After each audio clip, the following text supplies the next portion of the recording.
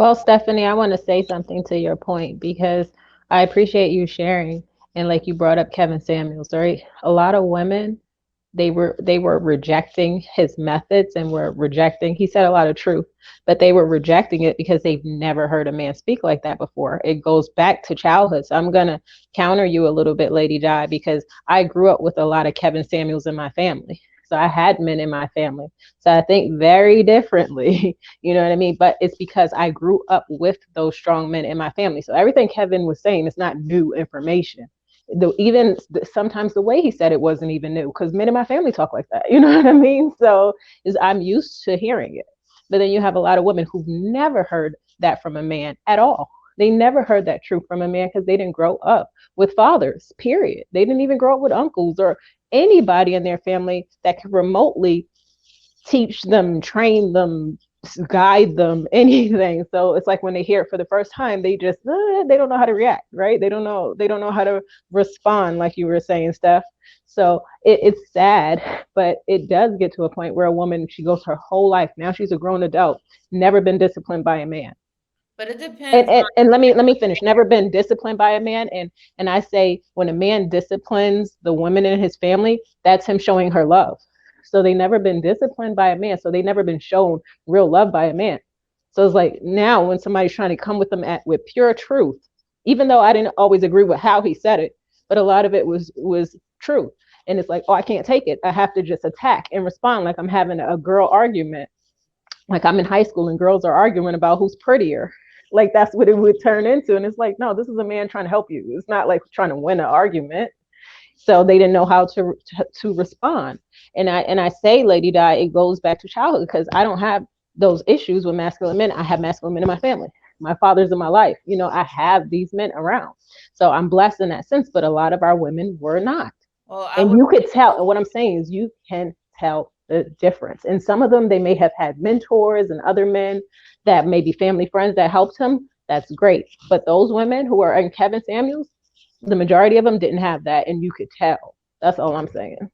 so I was one of those women in half, right? So I had a father's figures in my life, but then there was a point where they weren't talking like Kevin Samuels.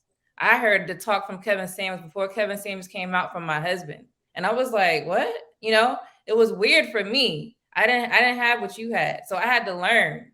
You know what I'm saying? I had to learn from my own husband and understand what he was saying. So it does depend on who is around you and what type of man you have. You know, not all men are going to speak that way. Not all men are leaders in that way. They're leaders in different ways. So you could still learn from others. You just have to know what is conducive for your life and if it's going to put you at a top of success, especially if you want to be married. So just pay attention more. But see, today is different. You could learn from a lot of different sources. Back in the day, there wasn't that many. You know, you just look around you. Like I always say that. That's how I learned. I looked around my, community. But But Lady Di, imagine if it wasn't your husband talking to you like that for the first time. If it was a stranger on the internet, you probably wouldn't have responded in the same manner. What do you think? no, well, so I knew I wanted to be married. So that was like the first step. Because if I don't want to be married, it didn't matter what he said. I would have went on to the next guy, you know? So if your goal, and especially I'm speaking to a single woman out there, if your goal is to be married, listen to the man you're trying to marry or listen to men, period, that are, showing you that they're good. Don't walk around and be like, nah, you don't know what you're talking about. So you have to have that set goal first, and then you'll be able to receive information from a man. So that's why I was able to learn and understand that way. It wasn't like I learned like that. It didn't take overnight.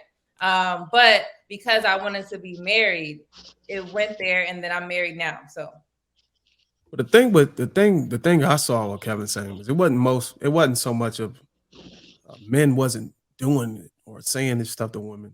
We were saying it. We was only just focusing our energy and time on the person we was dealing with instead of going to go talk to all the women. You know what I'm saying? And let them know they got some bullshit going on with them. A lot of guys just didn't have the time and energy to go out and do that. So we just only focused on who we were dealing with at the time, and we were letting them know, hey, look, man, you're delusional, or this some bullshit. But Kevin Samuels was like, you know what, I'm gonna go in here and I'm gonna take my time and my energy, and I'm gonna devote it to trying to make a difference. And his way of making a difference was shedding light and exposing all the negative behavior and the delusion that was going on in the dating world. I mean, he was doing other things, but for the most part, in this specific case, a lot of there were men, there are, and there were men out there shedding light. We just wasn't going all over the place, being a spokesperson. And rest in peace to Kevin Samuels. Trying to teach a woman at a child or a teen and in 20 is way different than trying to teach like a 30-year-old woman, where like Anton was saying, her brain's fully developed, she done been through life experience, and that like she's set in her ways. So I think it's a lot harder at that age than if she would have got it from her dad or her uncle or her brother growing up, is what I'm saying. That's all. I think that's the reason why you see so many men divesting, right? Because I didn't have these particular circumstances, but another issue we got is so many men came up with single mothers that they're trying to save women all the time. They're trying to save all these women, and they're like, no, they 30, my mom was like that, I'm not going to do her like that. So what you see a lot of men doing is holding on hope, and now they're realizing the situation is kind of hopeless post Kevin Samuels. Because even you look at how masterful he was at substantiating his point, and women were still resisting to the point where they couldn't even attack the argument. They just had to attack him back.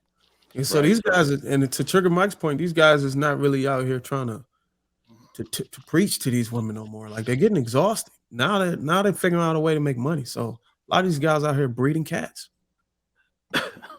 Most guys ain't built to even be able to give advice anyway, so I don't really think that makes any sense. Yeah. I like how Kevin did it because he kept it factual, and you can't argue the facts. It just so happened that Black women rank high in those statistics, so that's what made a lot of women upset.